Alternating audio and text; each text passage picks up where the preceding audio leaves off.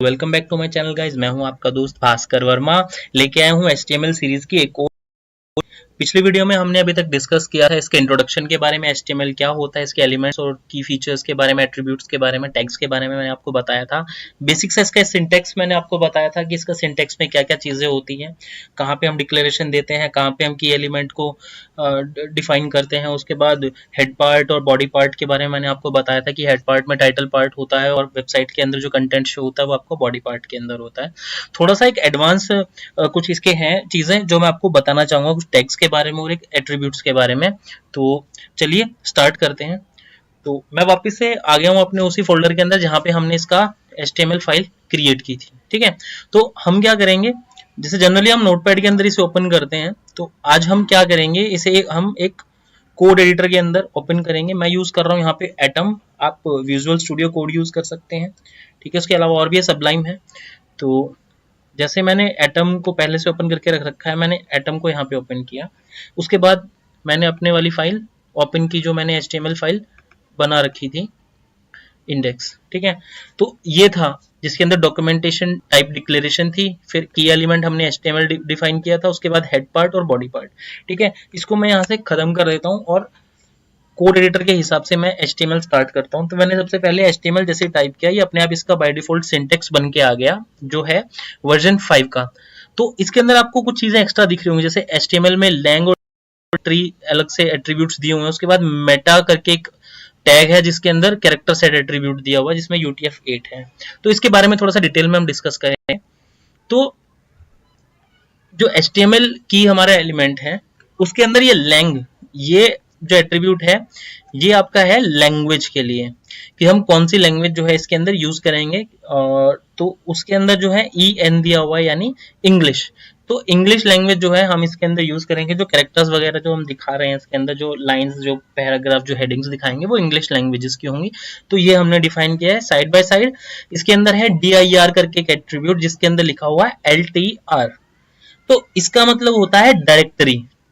ठीक है, डायरेक्टरी। और इस एट्रीब्यूट के अंदर जो ये वैल्यू है आपकी LTR, इसका मतलब है लेफ्ट टू राइट। ओके, मैं आपको प्रैक्टिकली करके दिखाता हूं। बॉडी पार्ट के अंदर आप लिख देते हैं हेलो वर्ल्ड। ठीक है, और चलिए मैं इसको डिस्प्ले कर देता हूं हेलो वर्ल्ड को। ये लीजिए, हमने हेलो वर्ल्ड डिस्प्ले किया। अब आप इसके अंदर देख सकते हैं कि ये जो है साइड है, ये लेफ्ट साइड है हमारे वेब पेज की और ये राइट साइड है वेब पेज की। तो अब ये कैरेक्टर कहां से कहां जा रहे हैं, लेफ्ट से राइट की तरफ डिस्प्ले हो रहे हैं। तो ये इस डायरेक्टरी का काम है। अगर लेफ्ट की जगह आप राइट टू लेफ्ट इसके अंदर कर देते हैं तो देखिए अब ये क्या हो रहा है, राइट से लेके लेफ्ट की तरफ चल रहा है इसका फ्लो टेक्स्ट का। तो सिर्फ डायरेक्टरी जो है उस चीज के लिए है ये। तो हम इसको वापस से लेफ्ट टू राइट कर देंगे क्योंकि वही हमारी डिफॉल्ट वे होती है। उसके बाद अब हम नेक्स्ट आ जाते हैं मेटा टैग के ऊपर। ठीक है, तो मेटा टैग जो है उसके अंदर हमने कैरेक्टर सेट एट्रीब्यूट डाला हुआ है जिसकी वैल्यू है UTF-8। तो ये कार सेट, कैर सेट जो भी लिखा हुआ है ये शॉर्ट फॉर्म है कैरेक्टर सेट की, यानी सेट ऑफ कैरेक्टर हमने कौन सा यूज किया है। सेट ऑफ कैरेक्टर माने तो कि हमने स्मॉल A to Z जो है अल्फाबेटिक्स हमने लिए हैं, कैपिटल A to Z हमने जो है अल्फाबेटिक लिए हैं। उसके बाद हमने 0 से लेके 9 तक न्यूमेरिक्स लिए हैं। 0 से 9 न्यूमेरिक्स के अलावा हमने क्या लिया, अगर आप ऊपर डिक्लेरेशन में देखें तो एक्सक्लामेशन सिंबल हमने अलग से लिया है। उसके बाद लेस देन, ग्रेटर देन के सिंबल हम जो है यूज कर रहे हैं। उसके बाद हम डबल कोट्स यूज कर रहे हैं। डबल कोट्स के अलावा हम %% भी यूज करेंगे जो स्पेसिंग में है।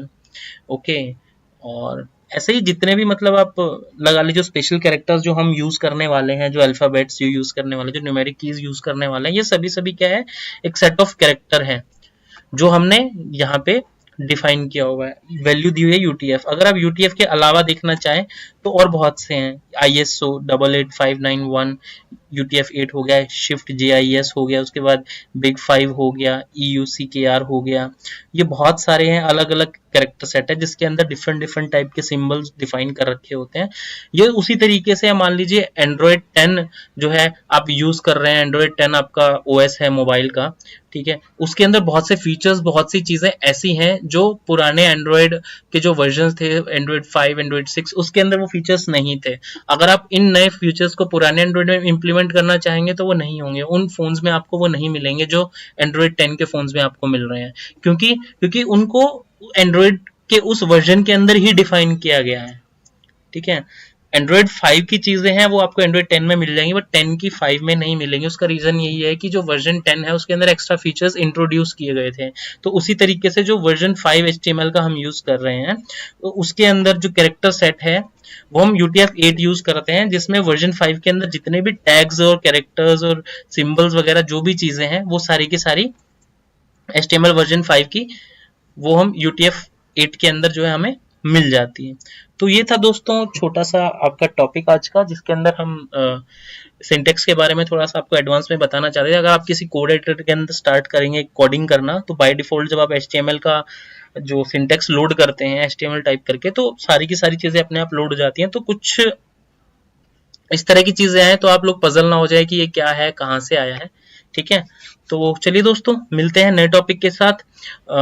लाइक, सब्सक्राइब और शेयर करना नहीं भूलिएगा। वेट कीजिएगा नई वीडियो का। आशा करता हूँ कि आप वीडियो देखने के बाद प्रैक्टिकली ट्राई भी कर रहे होंगे, और बहुत अच्छी बात भी है। चलिए दोस्तों, गुड बाय, टेक केयर।